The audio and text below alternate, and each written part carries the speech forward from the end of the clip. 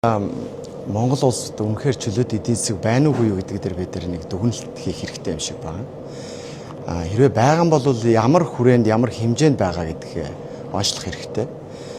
Ингээд тэгвэл чөлөөт өрсөлдөөн, чөлөөт зах зээлийг бий болгохын тулд бодлогын хувьд ямар ажлууд хийгдэх ёстой юм бэ? Энэ дээр баруун төвийн үзэлтэй Ардсан намын хувьд ямар ажлууд хийж болох вэ гэдэг энэ бараг одоо 27-8 оны энэ мөрийн хөтөлбөрийн үндсэн суурийг гаргах хэрэгтэй гэж бодож байна.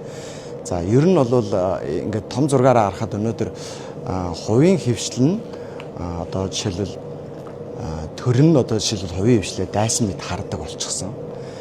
Хувийн хвшил хийж байгаа хүн нь аж ахуйн нэгжүүд нь нэг тийм татварын болон эрх зүйн юм буруу зохицуулалт, буруу тайлбаруудаас болж юм дарамт үүрдэг одоо бараг гэмтэн мэтээр ажилдаг ийм нөхцөл байдал үүссэн байна.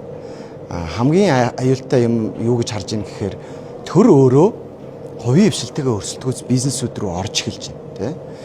Хамгийн өөрт одоо давуу байдал үүсгээд тэгээд ашигтай хийж болох энэ бизнесүүд рүү төр өөрөө орчхоор хувийн хвшил жижиг дунд үйлдвэрлэл яаж хөгжих юм бэ, тий.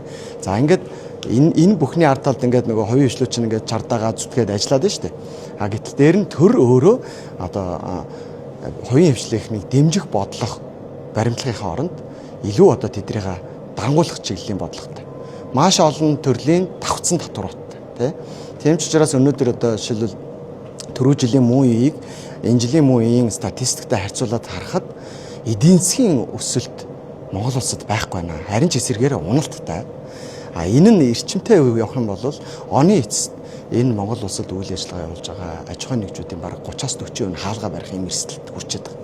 Тэгэхээр өнөөдрийн уулзалтын суурь хилцэж ярилцах хэвээр асуудал бол хэрхэн төр бизнес хийх юм бол аль хэмжээнд хийх юм, хувийн хвшлээ төр ямар байдлаар дэмжих юм, буцаага татварын бодлого нь ямар байх юм.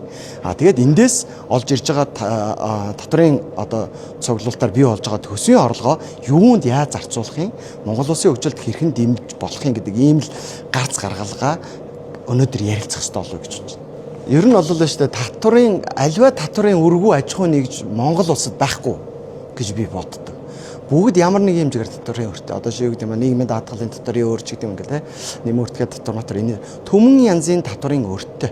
Тэгэхээр энэ өөрөө дарыг гэсэн ингээд удаандаа өөр байгаад хахаар аж ахуйн нэгжид энэ өрийг дарыг гэсэн өсөж зорилго болчихж байгаа. Тэртээ дөрвөө нэг дарлаа гэд дараа нь татварын дарамт хасагдахгүй учраас тийм ээ. Нэг юм. Хоёрдугаарт ердөөсөө суурь ярих хэвээр нэг юм юу вэ гэхээр шүү дээ. Хувийн хвшлийг татварын бодлогоор дэмжихгүй л бол явахгүй.